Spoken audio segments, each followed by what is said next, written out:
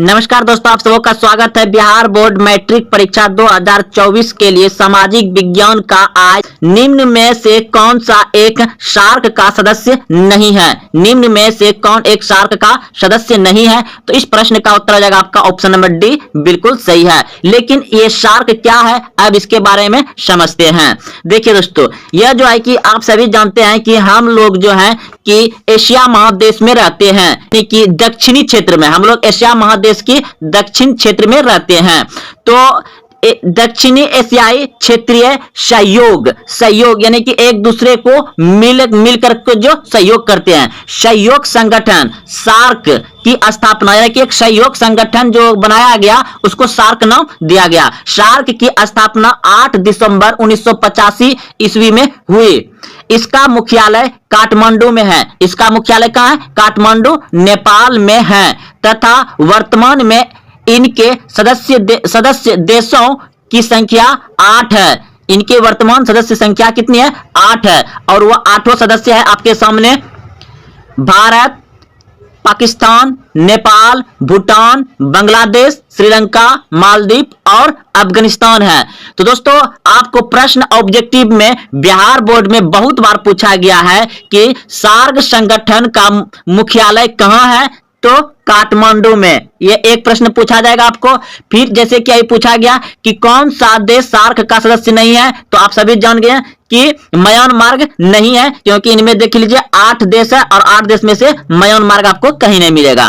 ठीक, अब पूछ दिया जाएगा कि सार्क संगठन में कितने देशों की संख्या है, तो 8 देशों की संख्या है। और पूछ दिया जाएगा कि सार्क संगठन की स्थापना कब हुआ था, तो 8 दिसंबर 1985 को हुआ था। अगर दोस्तों आपको 2 नंबर से प्रश्न पूछ दिया जाए सार्क के बारे में, तो आप यहां से यहां तक लिख सकते हैं, 2 नंबर कोई नहीं काटेगा। वैसे भी दोस्तों इसको 1-2 बार पढ़िएगा तो आप अच्छे से समझ जाइएगा और अपने आप प्रश्न को देखते ही आप अच्छे से बना सकते हैं कोई प्रश्न को।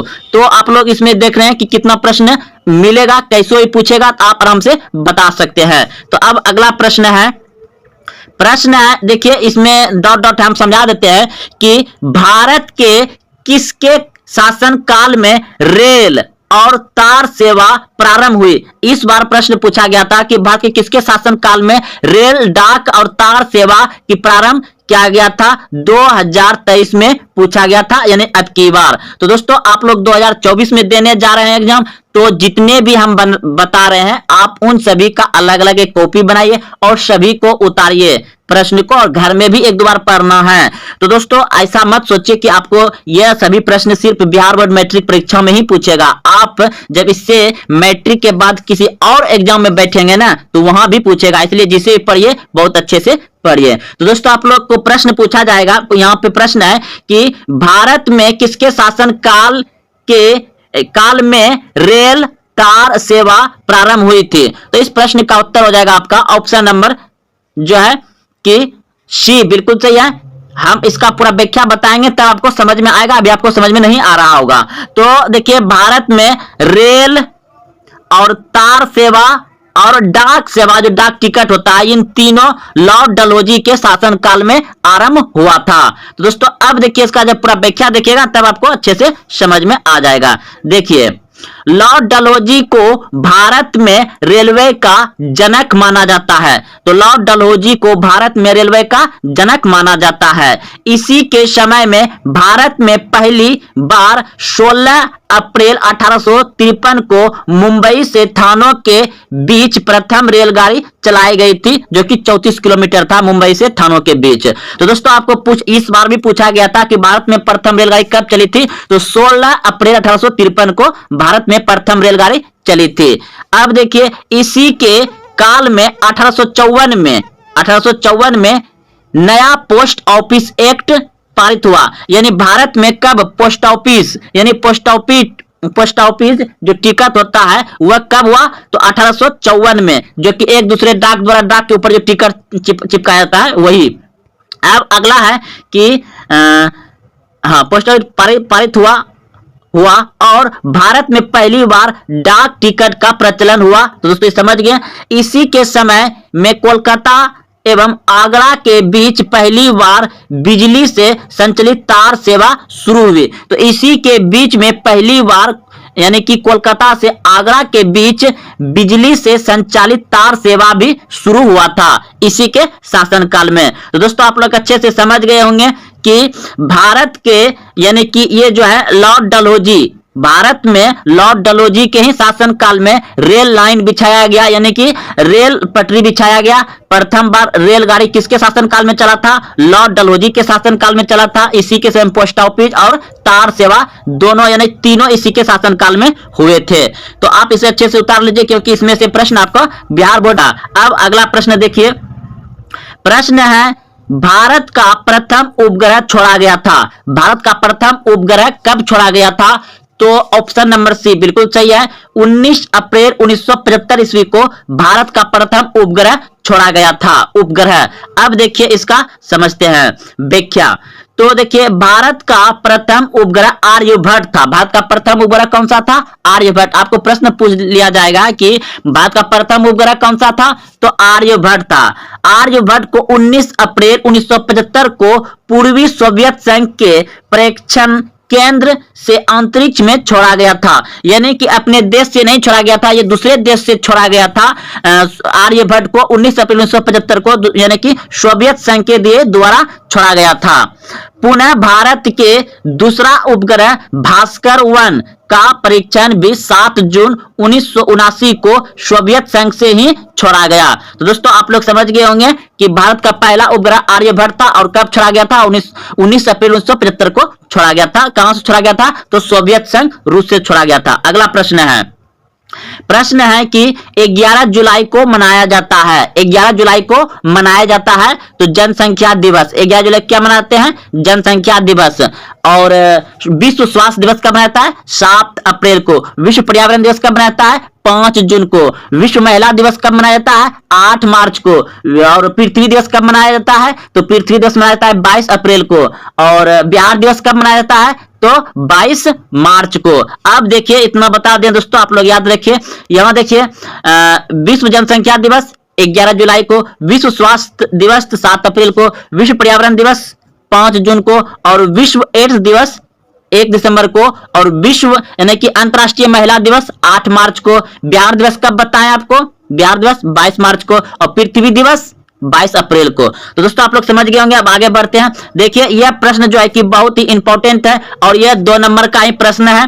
प्रश्न ये 5 नंबर का ही प्रश्न पूछ सकता है, इसको आपको 5 नंबर से ही पूछ लिया जाएगा। तो प्रश्न है भोपाल गैस कांड क्या है? भोपाल गैस कांड क्या है? आपको बहुत बार ऑब्जेक्टिव में पूछता है कि भोपाल कांड मतलब भोपाल गैस कांड कब हुआ था? तो 3 दिसंबर 1984 ईस्वी को हुआ था। तो दोस्तों ये अब इसको अच्छे से समझते हैं कि भोपाल गैस कांड क्या है। ये बहुत ही इंपॉर्टेंट प्रश्न है। ये आपको 5 नंबर या 2 नंबर से जरूर पूछे जाएंगे या ऑब्जेक्टिव में भी पूछा जाएगा। तो देखिए उत्तर में लिखिएगा भोपाल गैस कांड के बारे में। उत्तर में लिखिएगा कीटनाशक दवा बनाने वाली यूनियन कार्बाइड फैक्ट्री के मध्य प्रदेश के भोपाल में स्थित था। यानी भोपाल गैस कांड क्या था? भोपाल गैस कांड जो है कि कीटनाशक दवा बनाने वाली union carbide factory Madhya Pradesh के भोपाल में स्थित है। 2 और 3 दिसंबर 1984 की मध्य रात्रि में एक ऐसी घटना घटी जो औद्योगिक विकास के चेहरे पर गहरी कलिक पोत गया, यानी कि गहरा कलिक पोत गया।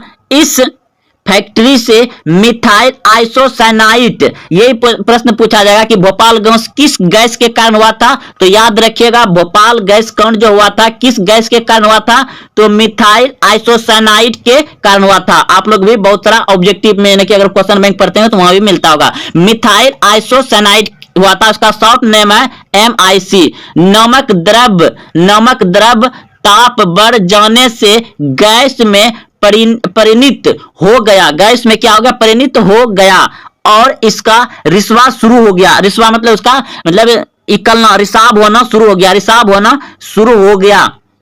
पेशाब होना शुरू हो गया। यह जहरीली गैस सांस के साथ फेफड़े में गई। यह जहरीली गैस सांस के साथ फेफड़े में गई। फेफड़े में पानी भर गया। फेफड़े में क्या हो गया? गैस जाने के बाद फेफड़े में पानी भर गया। सांस फूलने लगी। सांस फूलने लगी और फिर छूट गई। यानी कि सांस फूलने लगा और फिर सांस क्या हो गया? छूट गया, यानी कि सांस लेना बंद हो गया। हजारों लोगों सदा के लिए सो गए, यानी कि हजारों लोग सदा के लिए सो गए, यानी कि हजारों लोग की मृत्यु हो गया। हजारों अपंग होकर आज भी कष्टदायक जीवन व्यतीत कर रहे हैं और हजारों लोग अपंग हो गए, यानी कि किसी का हाथ काम नहीं करने लगा तो किसी का मतलब पैर काम नहीं करने लगा। बहुत सारा मतलब इसमें बीमारी हो गया और वह आज भी मतलब कष्टदायी जीवन जी रहे हैं, जिससे सारी दुनिया भोपाल गैस कांड के नाम से जाना जाता है। जिसे सारी दुनिया किसके नाम से जाना जाता है? भोपाल गैस कांड के नाम से जाना जाता है। तो भोपाल गैस कांड कब हुआ था? 3 दिसंबर 1984 ईस्वी को। किस गैस के कारण हुआ था? मिथाइल आइसोसाइनाइड, जिसे शॉर्ट नेम क्या है? MIC के नाम से जाना जाता है। तो दोस्तों, अगर आप यहां तक आए हैं तो अपने दोस्तों में शेयर करें और वीडियो को लाइक करें। कैसा लगा? निम्नलिखित में कौन नवीकरणीय संसाधन है? निम्नलिखित में कौन नवीकरणीय संसाधन है? तो इस प्रश्न का उत्तर हो जाएगा आपका ऑप्शन नंबर सी, बिल्कुल सही है। जल नवीकरणीय संसाधन है। जो शुद्ध प्राकृतिक रूप से पाया जाए उसे नवीकरणीय संसाधन कहते हैं। कोयला भी हो सकता है, लेकिन जब जल ऑप्शन नहीं रहेगा तो आप कोयला टिक लगा सकते हैं। तो इस प्रश्न का उत्तर होगा अभी जल, क्योंकि जल शुद्ध रूप से प्राकृतिक रूप में पाया जाता है। अगला प्रश्न है कि तारापुर परमाणु विद्युत केंद्र है। तारापुर परमाणु विद्युत केंद्र है तो महाराष्ट्र में। ऑप्शन नंबर बी बिल्कुल सही है, महाराष्ट्र में है। अगला प्रश्न है पंजाब में भूमि नवीकरण का मुख्य कारण है। तो ऑप्शन नंबर डी हो जाएगा। पंजाब में भूमि नवीकरणीय का नवीकरण मतलब कि पानीपन होना, तो अधिक सिंचाई। पंजाब में प्रश्न क्या था देखिए एक बार फिर से छोटा कर रहे हैं। तो पंजाब में भूमि नवीकरण का मुख्य कारण है अधिक सिंचाई। ऑप्शन नंबर डी बिल्कुल सही है, अधिक सिंचाई। अगला प्रश्न देखिए, मानव शरीर में जल की मात्रा होती है। मानव शरीर में जल की मात्रा होती है तो 65%। अगला प्रश्न है हीराकुंड बांध है। हीराकुंड बांध है तो उड़ीसा में है। ऑप्शन नंबर डी सही है। हीराकुंड बांध कहाँ है? उड़ीसा में। अगला प्रश्न है सुंदरवन, या इसे सुंदरवन डेल्टा भी कहा जाता है। ये कहाँ है? तो पश्चिम बंगाल में है। सुंदरवन डेल्टा कहाँ है? पश्चिम बंगाल में। या सुंदरवन कहाँ है? पश्चिम बंगाल में। ऑप्शन नंबर बी सही है। द्वितीय पृथ्वी सम्मेलन कहाँ हुआ था? द्वितीय पृथ्वी सम्मेलन कहाँ हुआ था? तो इस प्रश्न का उत्तर हो जाएगा आपका न्यूयॉर्क में हुआ था। ऑप्शन नंबर ए सही है। अगला प्रश्न है किस राज्य में वनों का सबसे अधिक विस्तार है? किस राज्य में वनों का सबसे अधिक विस्तार है? तो इस प्रश्न का उत्तर हो जाएगा आपका मध्य प्रदेश। मध्य प्रदेश में वन अधिक है, जंगल झाड़ जिसे कहते हैं। अगला प्रश्न है पर्यावरण संरक्षण हेतु पहला विश्व शिखर सम्मेलन कहाँ हुआ था? तो इस प्रश्न का उत्तर हो जाएगा आपका ऑप्शन नंबर ए बिल्कुल सही है, स्टॉकहोम में। अगला प्रश्न है 1992 ईस्वी में पृथ्वी सम्मेलन कहाँ हुआ था? 1992 ईस्वी में पृथ्वी सम्मेलन कहाँ हुआ था? तो रियो डी जेनेरियो। प्रश्न है धर्म की समुदाय का मुख्य आधार मानने वाला व्यक्ति को कहा जाता है। तो इस प्रश्न का उत्तर होगा आपका ऑप्शन नंबर बी बिल्कुल सही है, सांप्रदायिक कहा जाता है। अगला प्रश्न है सांप्रदायिक राजनीति किस धारणा पर आधारित है? सांप्रदायिक राजनीति किस धारणा पर आधारित है? तो एक धर्म दूसरे धर्म में श्रेष्ठ है। एक धर्म में दूसरे धर्म श्रेष्ठ है, यही सांप्रदायिक राजनीति की धारणा पर आधारित है। अगला प्रश्न है आपका भारत में मतदाता होने के न्यूनतम आयु क्या है? यानी भारत में वोट गिराने की उम्र क्या है? तो इस प्रश्न का उत्तर हो जाएगा आपका ऑप्शन नंबर सी बिल्कुल सही है, 18 वर्ष। अगला प्रश्न है निम्न में से कौन सी एक बात लोकतांत्रिक व्यवस्था के अनुरूप नहीं है? निम्न में से कौन सी एक बात लोकतांत्रिक व्यवस्थाओं के अनुरूप नहीं है? तो इस प्रश्न का उत्तर हो जाएगा आपका बहुसंख्यकों का शासन। ऑप्शन नंबर डी सही है। अगला प्रश्न है संघ सरकार का उदाहरण है। संघ सरकार का उदाहरण है तो अमेरिका। संघ सरकार का उदाहरण है अमेरिका। अगला प्रश्न है सत्ता में साझेदारी सही है क्योंकि। सत्ता में साझेदारी सही है क्योंकि ऑप्शन नंबर ए सही है, यह विविधता को अपने में समेट लेती है। अगला प्रश्न देखिए सांप्रदायिक राजनीतिक आधारित होती है। सांप्रदायिक राजनीतिक आधारित होती है तो ए धर्म पर। किस पे होती है? धर्म पर। अगला प्रश्न है भारतीय संविधान के अनुच्छेद 19 में देश के सभी नागरिकों को कौन सा मूल अधिकार दिया गया है? भारतीय संविधान के अनुच्छेद 19 में देश के सभी नागरिकों को कौन सा मूल अधिकार दिया गया है? तो इस प्रश्न का उत्तर होगा आपका ऑप्शन नंबर ए बिल्कुल सही है, स्वतंत्रता का अधिकार दिया गया है। स्वतंत्रता का अधिकार दिया गया है अनुच्छेद 19। अगला प्रश्न है अंतर्राष्ट्रीय महिला दिवस किस तिथि को मनाया जाता है? अंतर्राष्ट्रीय महिला दिवस किस तिथि को मनाया जाता है? तो इस प्रश्न का उत्तर होगा आपका ऑप्शन नंबर बी बिल्कुल सही है, 8 मार्च को। सत्ता में साझेदारी का अच्छा उदाहरण प्रस्तुत करने वाला राष्ट्र कौन सा है? सत्ता में साझेदारी का अच्छा उदाहरण प्रस्तुत करने वाले राष्ट्र कौन सा है? तो इस प्रश्न का उत्तर हो जाएगा आपका ऑप्शन नंबर सी बिल्कुल सही है, बेल्जियम। प्रश्न है भारत में योजना आयोग के अध्यक्ष कौन थे? भारत में योजना आयोग के अध्यक्ष कौन थे? तो इस प्रश्न का उत्तर हो जाएगा प्रधानमंत्री। भारत में योजना आयोग के अध्यक्ष कौन होते हैं? प्रधानमंत्री होते हैं। अगर पूछ दिया जाए कि वर्तमान में योजना आयोग का अध्यक्ष कौन है तो नरेंद्र मोदी होगा, लेकिन योजना आयोग को हटा करके अब इसी जगह नीति आयोग लाया गया है। तो चलते हैं अगले प्रश्न की ओर। प्रश्न है इनमें से कौन एक बीमारू राज्य नहीं है? तो बिहार बीमारू राज्य है, मध्य प्रदेश बीमारू राज्य है, उड़ीसा बीमारू राज्य है और कर्नाटक यह नहीं है। तो यहाँ पूछ रहा था नहीं, तो इसलिए ऑप्शन नंबर सी सही है। तो इनमें से कौन एक बीमारू राज्य नहीं है? तो कर्नाटक बीमारू राज्य नहीं है। अगला प्रश्न है ऊर्जा के मुख्य स्रोत क्या है? ऊर्जा के मुख्य स्रोत क्या है? तो कोयला, पेट्रोलियम, विद्युत, इनमें सभी। ऑप्शन नंबर डी सही है, इनमें सभी हो जाएगा। अगला प्रश्न है निम्नलिखित में कौन बीमारू राज्य है? तो निम्नलिखित में कौन बीमारू राज्य है? तो इस प्रश्न का उत्तर हो जाएगा आपका ऑप्शन नंबर डी बिल्कुल सही है, इसमें बीमारू राज्य है बिहार। ऑप्शन नंबर डी सही है।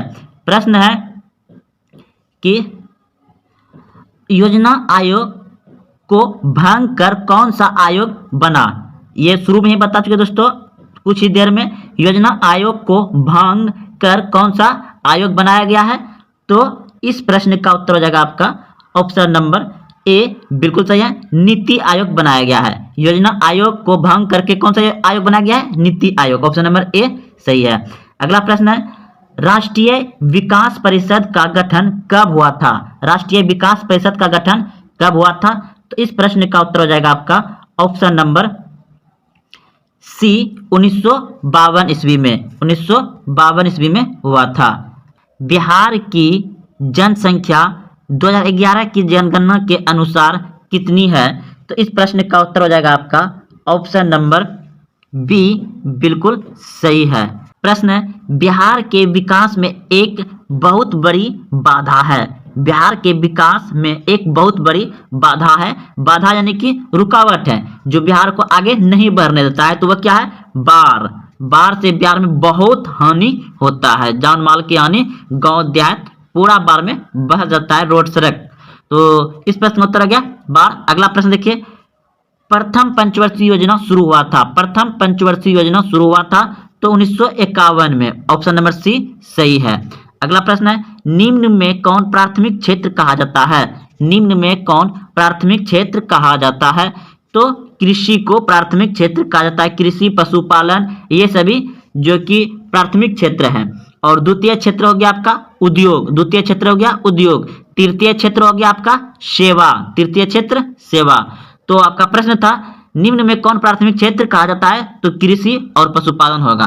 अगला प्रश्न है बिहार में किसकी प्रधानता है, तो इस प्रश्न का उत्तर हो जाएगा आपका ऑप्शन नंबर कृषि, ऑप्शन नंबर डी बिल्कुल सही है, कृषि होगा। अगला प्रश्न है रेल बजट को किस वित्तीय वर्ष में सामान्य बजट में समावेशित किया गया है, तो इस प्रश्न का उत्तर हो जाएगा आपका 2017-18 में, ऑप्शन नंबर डी सही है। प्रश्न है रेल बजट को किस वित्तीय वर्ष में सामान्य बजट में समावेशित किया गया है, तो ऑप्शन नंबर डी सही है, 2017-18 में। अगला प्रश्न है 12वीं पंचवर्षीय योजना की अवधि क्या है, 12वीं पंचवर्षीय योजना की अवधि क्या है, तो 2012 से 2017 तक 12वीं पंचवर्षीय योजना था। प्रश्न है यूरोप का मरीच किसे कहा जाता था, यूरोप का मरीच किसे कहा जाता था, तो यूरोप का मरीच ऑप्शन नंबर ए बिल्कुल सही है, तुर्की को कहा जाता है, यूरोप का मरीच तुर्की। अगला प्रश्न है असहयोग आंदोलन का प्रस्ताव कांग्रेस के किस अधिवेशन में पारित हुआ, असहयोग आंदोलन का प्रस्ताव कांग्रेस के किस अधिवेशन में पारित हुआ, तो इस प्रश्न का उत्तर हो जाएगा आपका ऑप्शन नंबर ए बिल्कुल सही है, सितंबर 1920 कोलकाता में। अगला प्रश्न है निम्नलिखित व्यक्तियों में कौन लोकतंत्र में रंगभेद विरोध नहीं थे, तो इस प्रश्न का उत्तर हो जाएगा आपका ऑप्शन नंबर डी बिल्कुल सही है, जेड गुडी। अगला प्रश्न है 16वीं लोकसभा में महिला सदस्यों की संख्या कितनी है, तो इस प्रश्न का उत्तर हो जाएगा आपका ऑप्शन नंबर डी बिल्कुल सही है, 65। 16वीं लोकसभा में महिला सदस्यों की संख्या कितनी थी, 65, ऑप्शन नंबर डी सही है। पर्यावरण संरक्षण हेतु पहला विश्व शिखर सम्मेलन कहाँ हुआ था, तो इस प्रश्न का उत्तर हो जाएगा आपका स्टॉकहोम में हुआ था, ऑप्शन नंबर ए सही है। उत्तर भारत का मैनचेस्टर किस शहर को कहा जाता है, उत्तर भारत का मैनचेस्टर किस शहर को कहा जाता है, तो कानपुर को, किसको कहा जाता है, कानपुर को। उत्तर भारत का मैनचेस्टर किस शहर को कहा जाता है, कानपुर को कहा जाता है। अगला प्रश्न है भारतीय अंतर्राष्ट्रीय जल मानकीकरण का गठन किस वर्ष किया गया था, तो इस प्रश्न का उत्तर हो जाएगा आपका 1986 ईस्वी में किया गया था, ऑप्शन नंबर ए सही है। भारत में धान की खेती सबसे अधिक कहाँ होती है, भारत में धान की खेती सबसे अधिक कहाँ होती है, तो पश्चिम बंगाल में। भारत में सबसे अधिक धान की खेती कहाँ होती है, पश्चिम बंगाल में। प्रश्न है राजनीतिक दलों की मान्यता और उसका चिन्ह किसके द्वारा प्रदान किया जाता है, तो इस प्रश्न का उत्तर हो जाएगा आपका ऑप्शन नंबर सी बिल्कुल सही है, निर्वाचन आयोग के द्वारा, निर्वाचन आयोग के द्वारा प्रदान किया जाता है।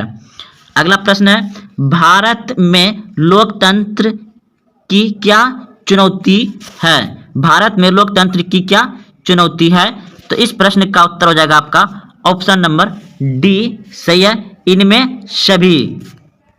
अगला प्रश्न है आजकल लोकतंत्र के लिए सबसे बड़ा चुनौती क्या है, आजकल लोकतंत्र के लिए सबसे बड़ा चुनौती क्या है, तो इस प्रश्न का उत्तर हो जाएगा आपका भ्रष्टाचार, ऑप्शन नंबर सी बिल्कुल सही है, भ्रष्टाचार।